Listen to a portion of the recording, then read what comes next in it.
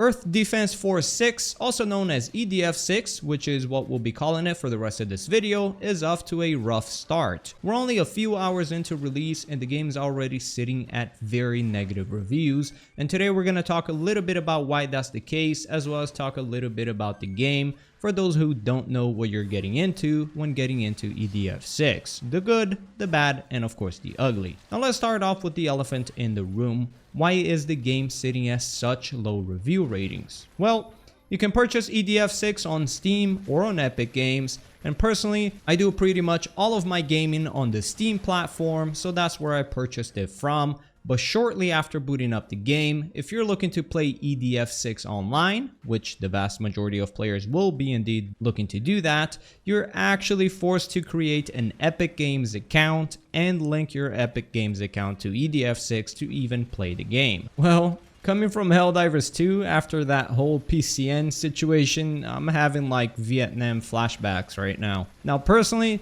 this doesn't really have like some major impact on my own opinion for the game. I'm not exactly familiar with all of the reasonings for the hate towards Epic Games and all that, nor do I really search to be well informed on that situation. But anyways, there is one problem. There are players out there who do have an issue with the account linking and being forced to create accounts and link accounts they did not sign up for. And the problem is that EDF-6 nowhere in their Steam page mentions that you'll be requiring a third-party account to play their game. I think the big problem here also is the EDF development team never warned anyone this was going to be the case, which I think was a horrible decision by them because it just caught people off guard and pissed off a lot of people. Had they warned their community beforehand, and they could have prevented a lot of backlash. I continue to be baffled at how some development teams just try to shove things down players' throats and hope that they don't really mind it. In case you're unaware, this is what the EDF-6 store page currently looks like. Now, it's just a normal store page without any warnings on third-party accounts. And this is what a page should look like. We're going to be using here GTA 5 as an example. Your page should look like this when you're including third-party account linking with this warning right here. And if your game uses third-party DRMs, you should also have this warning right here. So due to that lack of communication from the development team from EDF-6, a lot of players who are leaving Steam negative reviews are purchasing the game unaware of the situation, coming to find they're forced to link up to Epic Games, getting pissed, leaving a negative review, and then refunding the game. So that pretty much oversimplifies the issue that's going on there with the negative reviews. I'd assume this is an issue that will be resolved fairly quickly, as in they'll include the warnings in their store page, probably still today, but the Epic Games account linking surely is here to stay. And that's going to be a major issue for a lot of players and will surely make the game lose a lot of potential future players. Now, with that issue aside, what about the game? Is it worth the $60 price tag? After all, that's AAA pricing for a game that looks like it was made by an indie development team 10 years ago. So if you're already familiar with EDF, a lot of the things we'll talk about here are no news to you, but feel free to leave your thoughts in the comment section below. Personally, I have never played any previous EDF, and this is my first impressions and thoughts on the game. I still have a lot more to experience. The most clear issue a lot of players will have with EDF as soon as they lay their eyes on it is its clear lack of graphics. The game does not thrive in that aspect, but that's not what EDF is all about. EDF is about fighting off massive hordes of aliens of all types with crazy and wacky weapons with really goofy characters and plots in a good way. But what really makes EDF fight for that $60 price tag is the sheer size of this game. The game boasts, if I'm not mistaken, nearly 150 missions, ranging from missions as short as about 5 minutes to nearly 30 minutes or so. Some Japanese players, which have had access to EDF-6 for a few years now,